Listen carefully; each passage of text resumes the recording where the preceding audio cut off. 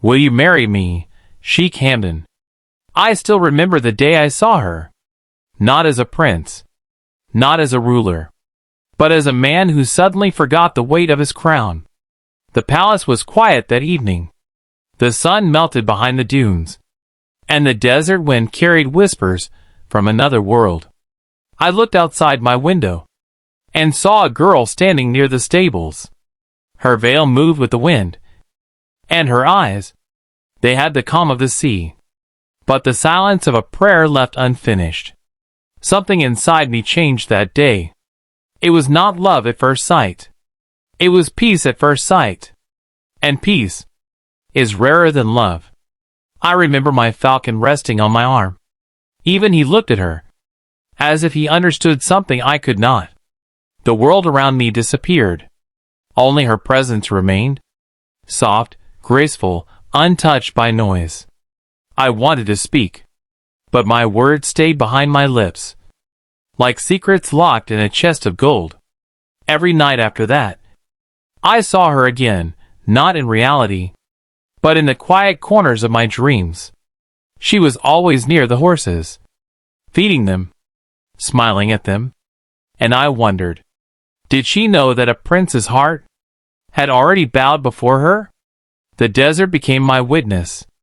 Every grain of sand carried her name. Every breeze whispered her laughter. And I, Sheikh Hamdan, the man the world calls a poet, found himself lost in poetry he could not write. I started to wait for her.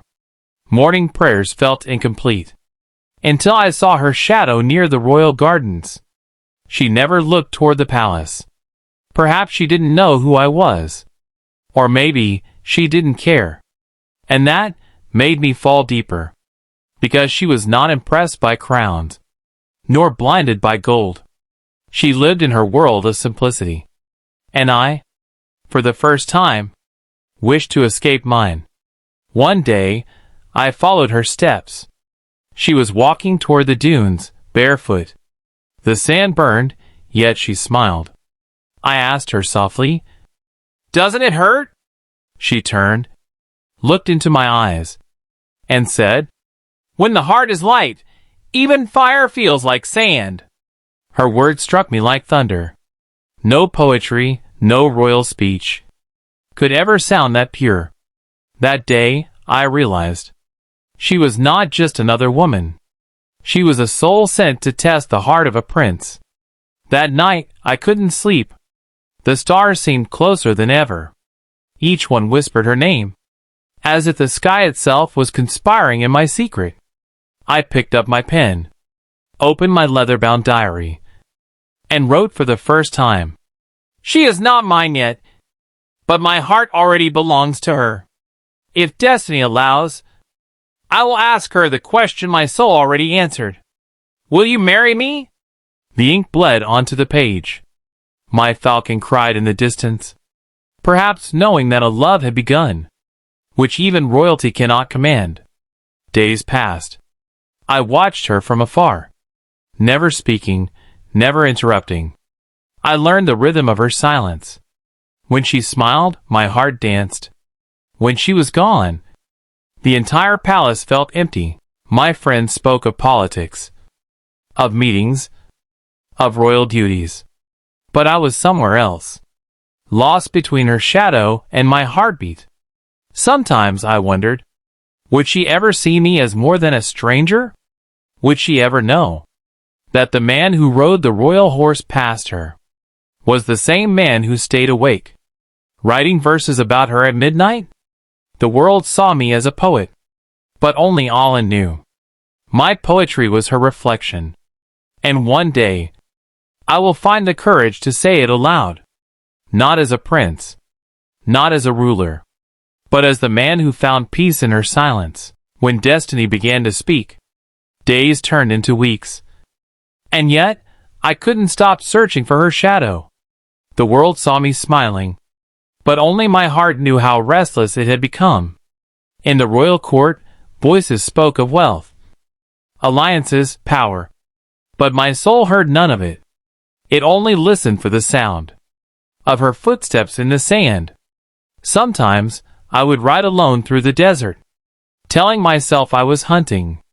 But I knew the truth. I was chasing her memory. One evening, I saw her again. She was sitting beneath a palm tree, writing something on a piece of paper. The sun fell on her face, and the light played with her hair, as if heaven itself had paused to adore her.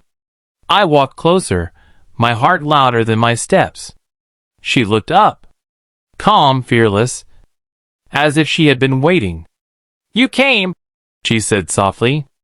Her voice, it was not surprised, not afraid.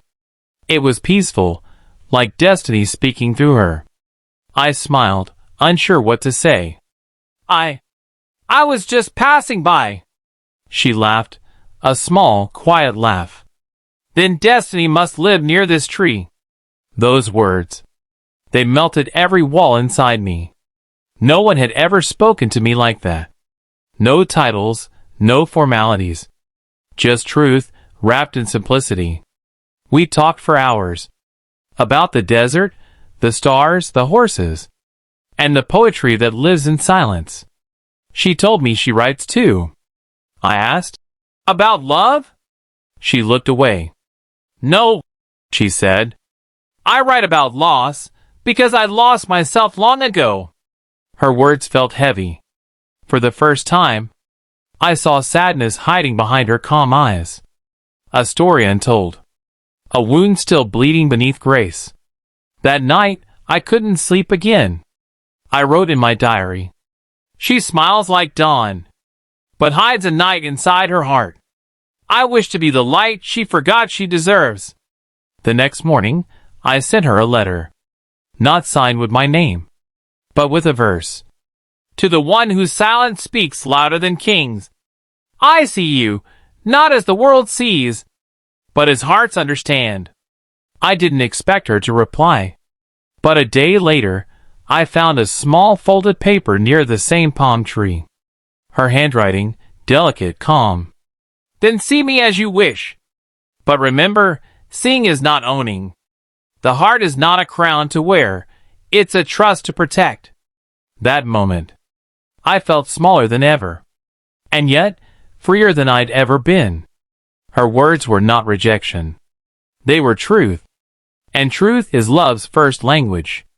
Days turned into secret letters, each one a whisper between two souls, that the world could never understand. We never met in crowds. We never spoke names. We only shared silence that knew everything. Sometimes she would leave me verses like this. "Love is not loud. It's the pause between two heartbeats." And I would reply, "Then let me live inside that pause." The palace guards noticed my absence. My advisors grew curious. But what could I say? That a girl with sand on her feet had stolen the sleep of a sheikh? She never asked for gold. Never asked where I lived. Never asked who I was. She only asked, "Do you pray?" I said, "Every night." She smiled. "Then we already meet, before dawn." That one line, it carved itself into my soul. She wasn't chasing me. She was chasing Allah. And I realized, that's why my heart bowed to her. Love had turned into worship. And I, who had everything, suddenly wanted nothing, except to see her smile again. Love, it never stays simple. Even when hearts are pure, destiny always wants to test their truth. For a while, our world was peaceful. Just letters, silence, and sunsets. But the palace started asking questions. Whispers spread faster than sandstorms. "Who is she? Why does the prince disappear at dusk?" I tried to hide it. But love has a scent even gold cannot cover. The guards followed me once. And that day, everything changed. She was waiting near the palm tree, the same place where our story began. When she saw the guards, her face turned pale. "I told you," she said quietly. "The heart is not a crown to wear. It brings light, but it also brings danger." I wanted to speak, to tell her I could protect her, that my name could shield her. But she shook her head gently. No, Hamdan, a name is not a shelter. Only faith is. And then she left. No anger, no tears. Just silence heavy enough to break a kingdom. That night, I didn't write poetry. I couldn't. I sat in the dark room, listening to the wind touch my window. And it sounded like her voice. Soft, fading, but unforgettable. The next morning, I went to the same tree. Her letters were gone. Only one paper remained, tied with a red thread. My hand shook as I opened it. Do not search for me. If our souls are written in the same line of destiny, Allah will bring us back. Until then, let your love be a prayer, not a chase. I read it again and again. Every word felt like a dagger wrapped in mercy. She wasn't running from me. She was walking toward her fate, and asking me to meet her there. For days I wandered through the desert, talking to the wind like a madman. I saw her footprints vanish in the sand, and I whispered, Wherever you go, may my prayers walk beside you. The world thought I was distant, but I wasn't lost.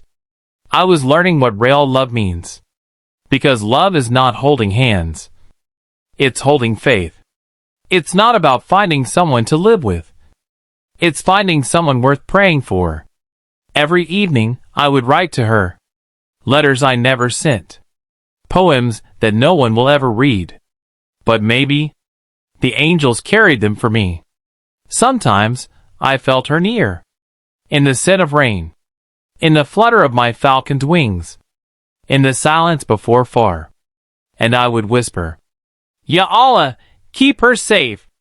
And if it's written, bring her back to me. The days turned into months. The desert changed its color. Even the stars seemed quieter. And then one night, a dream came to me.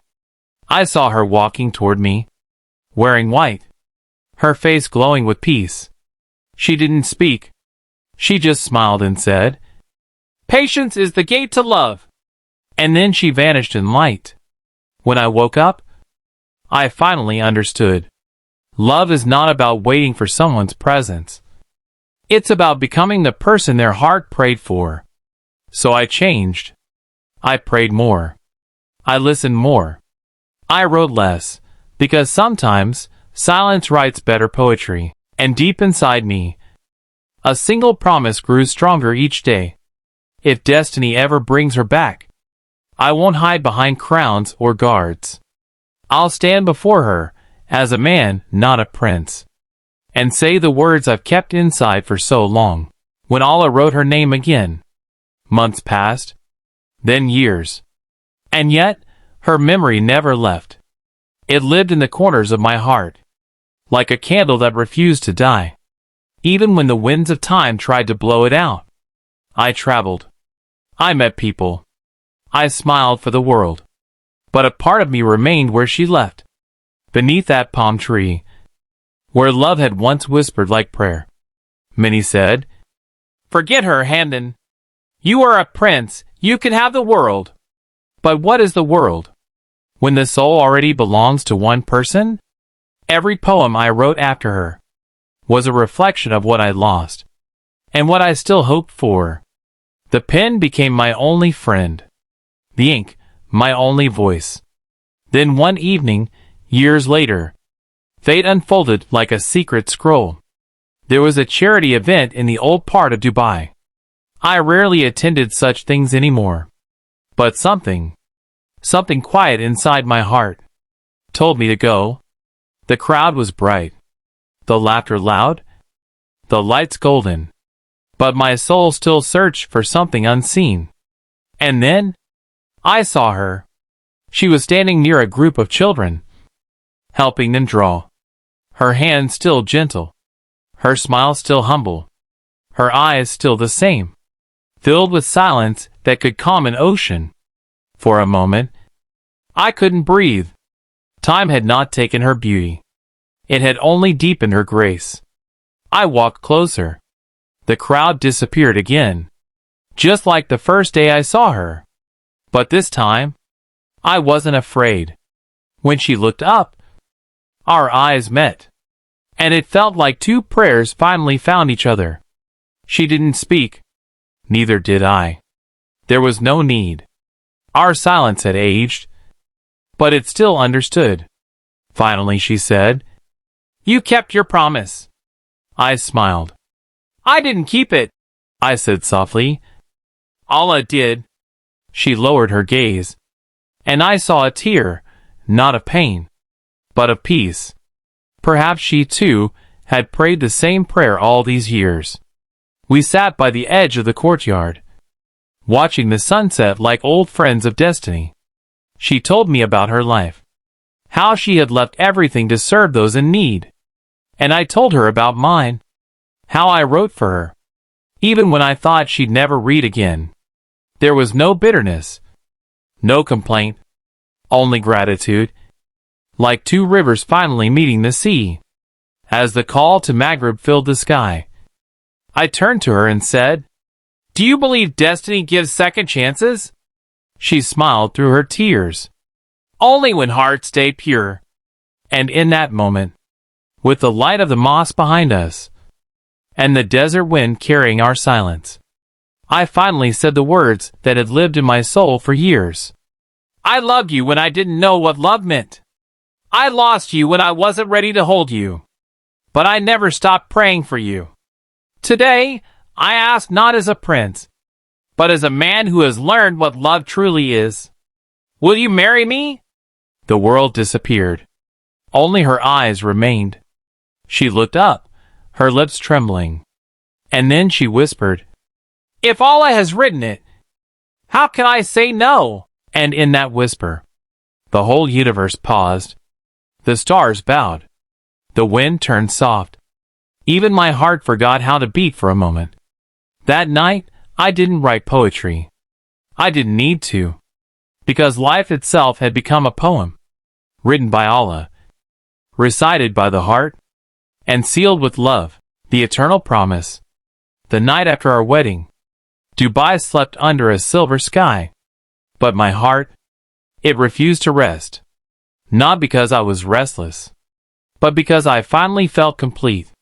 For years I searched for peace, in success, in fame, in gold, in words. But peace was a woman, and her name was written beside mine, long before I was born. When she entered my life again, I realized something sacred. Love is not found. It is returned to those who wait with patience.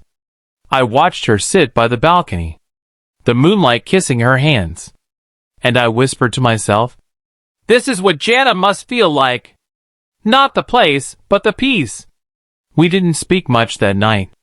Sometimes, silence is the only language two souls need. Her eyes said everything: gratitude, devotion, faith. And mine replied, "Alhamdulillah." In the morning, the palace looked different. Not grander, but warmer. Even the falcons seemed quieter, as if they knew their master's heart had finally landed. She still lived the same way. Simple, graceful, pure. She never asked for diamonds or dresses. She only asked, "Will you pray with me?" And that became our promise. To never let a sunrise pass without bowing together before Allah. To never let pride speak louder than love. To never forget that the first gift he gave Adam was not a crown, it was companionship. Days turned into months. Months turned into seasons. And with every passing dawn, I loved her not more, but better. Because love doesn't grow with time. It grows with sincerity. Sometimes I would watch her teaching children. Sometimes reading Quran under the palm trees.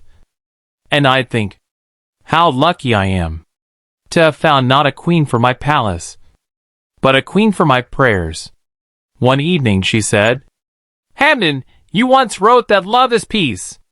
Do you still believe it?" I smiled. "No," I said softly. "Now I know love is faith." She placed her hand on my heart. and whispered, "Then keep both alive." Years later, when people asked me what poetry means, I told them, "Poetry is what remains when words die but feelings stay. And even if the world forgets my poems, even if the ink fades, I know one truth will never fade. She came from silence and gave my soul its voice. She left no crown above me, only Allah between us. Now when I write, I no longer write about longing. I write about gratitude. Because the story that began with a question, 'Will you marry me?' ended with an answer written by heaven. Yes, I will, in this world and the next. And if one day the stars fall, the sand forgets our steps, and my name turns to dust, I pray one thing remains, that somewhere, beneath the same desert sky, two souls still meet in silence, and whisper the same eternal promise. I loved you for Allah's sake."